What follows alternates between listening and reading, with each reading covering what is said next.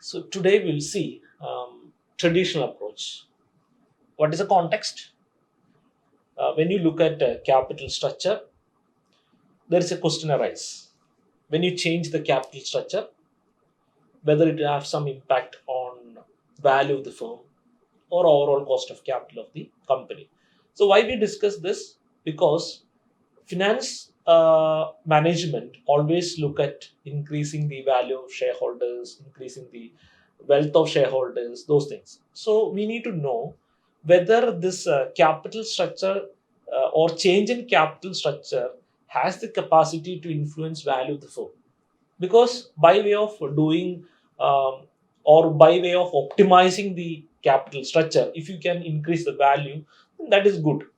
Or if you change the capital structure, that reduces the value, also will have some impact on investors. So that is why we are discussing these theories. So we have seen two theories, NI approach, NOI approach. So now we are going to discuss the next theory called traditional approach. So where this theory exists. So NI approach says what? NI approach says, net income approach says, if you change the capital structure and if you increase debt, overall cost of capital comes down and value increases, and vice versa. This is the argument under NI approach. How NOI approach says, if you change the capital structure, it won't affect value of the firm and overall cost of capital. So this theory exists in two extremes. One says it will impact on value of the firm. Other theory says there is no impact on value of the firm. So what this theory argues? This theory argues in this way. It is in between. That means, to some extent, we can see this theory argues the concept of NI approach. After that, we can see this theory argues the concept of NOI approach. So that is why this is called a traditional approach. So look at the theory. This theory compromise between NI approach and NOI approach already discussed. The traditional approach rejects both extreme propositions of relevance approach of NI theory and irrelevance approach of NOI theory. That also we have discussed. Under traditional approach, weighted average cost of capital decreases only up to a certain level of financial leverage and starts increasing beyond this level. So now we understood. That means under NI approach, what happens? KO decreases till the last point. But in this case, KO decreases, but after certain point, it start increases. Okay. At the optimum capital structure, weighted average cost of capital is minimum and the market value of the firm is maximum. Okay. So these are the arguments under this theory. There are three stages under this theory.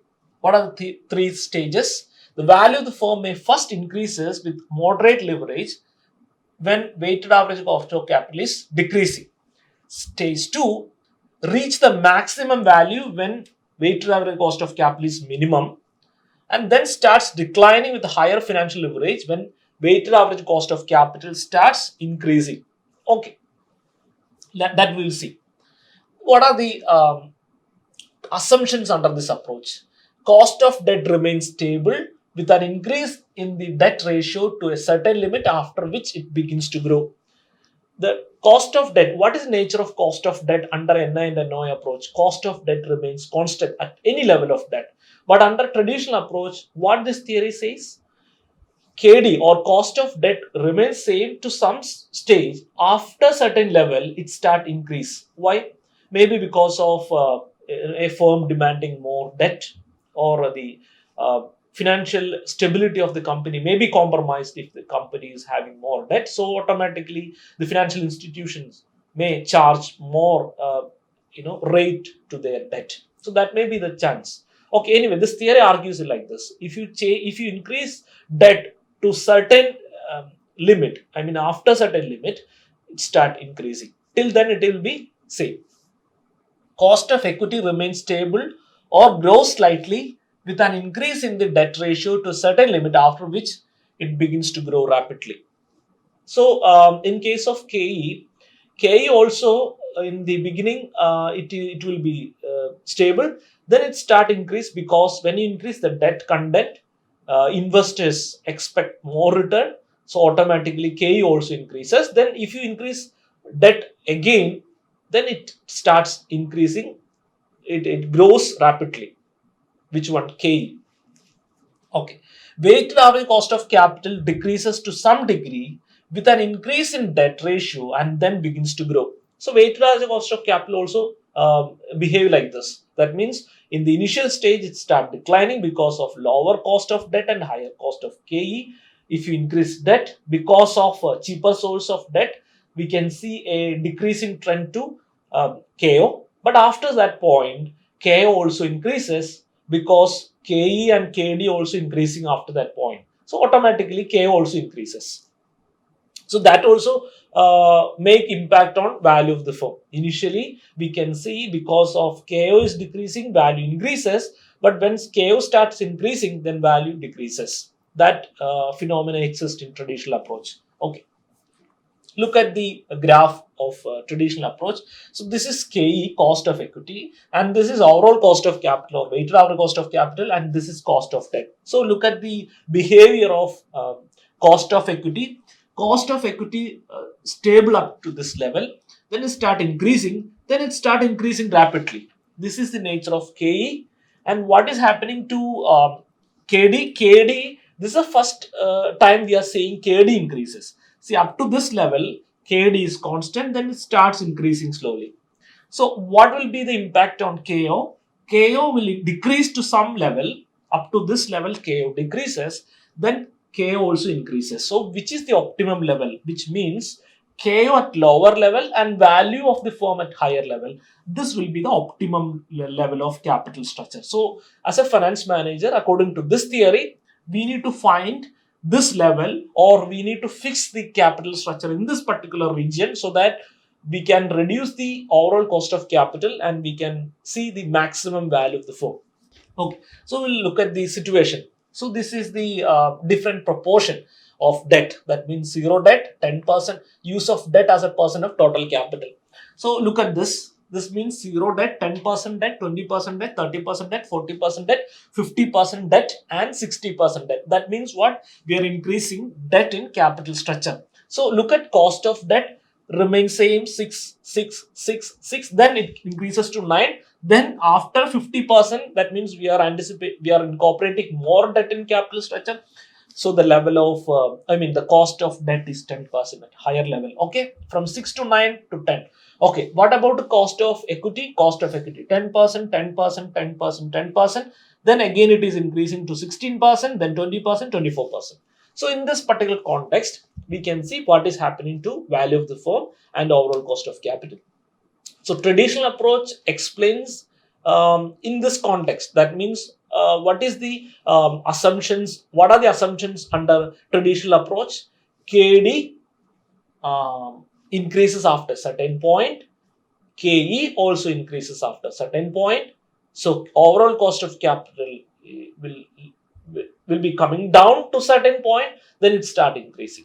So in between, we'll find a region that will be the optimum. So in this case, we will calculate weighted average cost of capital. So how to calculate weighted average cost of capital?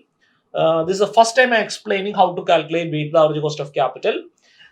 Cost of equity into weight of equity plus cost of debt into weight of debt. That's a formula we use. Cost of equity into weight of equity. In this case, I'll give you one example. Cost of equity is 10% and weight of equity is 0. So this portion is not there. So cost of debt, here use of debt is 0. Extremely sorry, cost of debt is 0. So how to calculate? 0% debt. So only cost of equity exists because weight of debt is not there.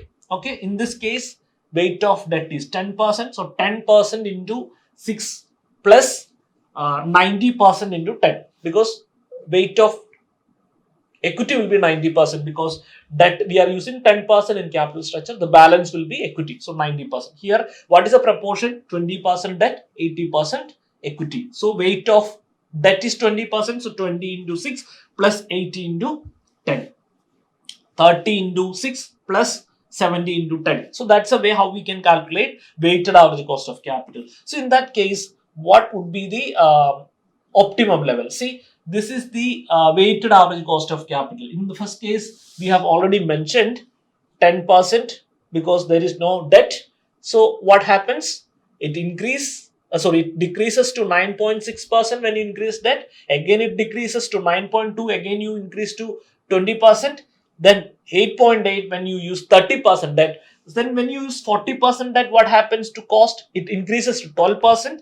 Then when you use 50% debt, it increases to 14.5%.